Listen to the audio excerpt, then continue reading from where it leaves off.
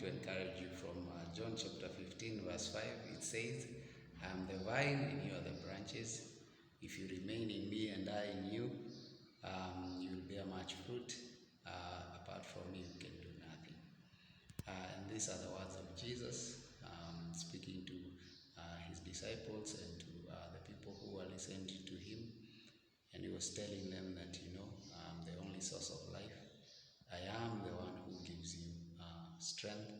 I am the one who makes you exist. I am your God. I am the only true creator.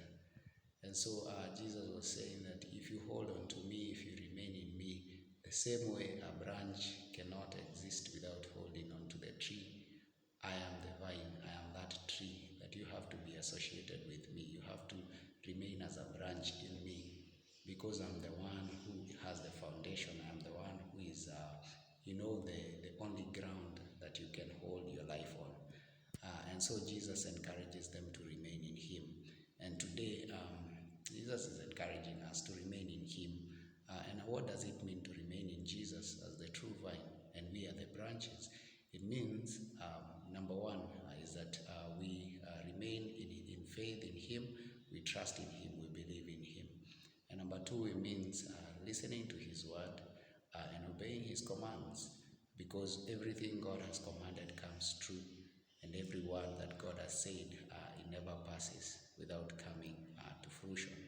And therefore, remaining in Jesus, it means, following his commands, and also, number three, remaining in a place of confidence in Jesus and following his will. Remaining in confidence, in a place of confidence in Jesus and following his will is very important, because it means you're remaining in him.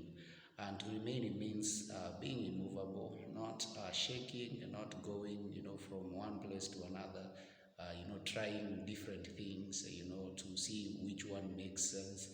But in Jesus, we remain in him, and we trust that he's the only one who, gives us life, and he's the only one who makes or gives the last word concerning our lives. So remaining in him is having confidence that what he has promised and who he is true, and even, just obeying his word. There are two things that happen when we remain or when we abide in Jesus. And these are, number one, is that, we have confidence in God. And confidence in God, it means we are solid, we are grounded, because we have remained in him who is a vine. And number two is that we bear fruit.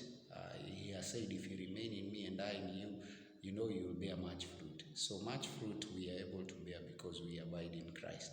And what does it mean to bear much fruit? It means that as Christ is, as we are growing in Christ, as we are experiencing the power of God in our lives, as Christ is becoming more and more alive in us, there are things that happen, and those are the fruits that grow.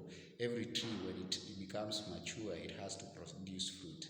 And so this fruit that, we are told will bear much fruit is that those things that God has said, the things of righteousness, walking in humility, walking in love, growing in faith, obeying God, those are the fruits.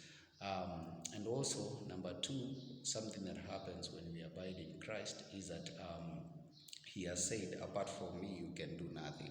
So it means, number two, we are able to do great things because we abide in Christ. Great things, what does that mean? It means things that honor God, great things that, human eyes do not believe are possible to happen.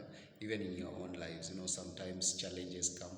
But when you abide in Christ, you're able to overcome those things. You're able to do those things that look impossible. So apart from Christ, you cannot be able to do anything. But when you abide in him, then you're able to do great and mighty things, because that's what he has promised in his word. So today I pray that God is going to help you to abide in him. And as you abide in him, number one, that you're going to continue to, bear fruit. And number two is that you're going to, do great things, because he has said, apart from me, you can do nothing. So that means with him, you can do great things. And I pray that those things that look impossible and challenging in your life that are going to be possible, those two things that may look like, they are hard and they will not turn out well, just believe that as long as you continue abiding in Christ and in his word and in his truth and, in who then those things are going to begin to be possible. And may the Lord help you and help me, even as we continue to trust in Him and to abide in Him. God bless you. Bye.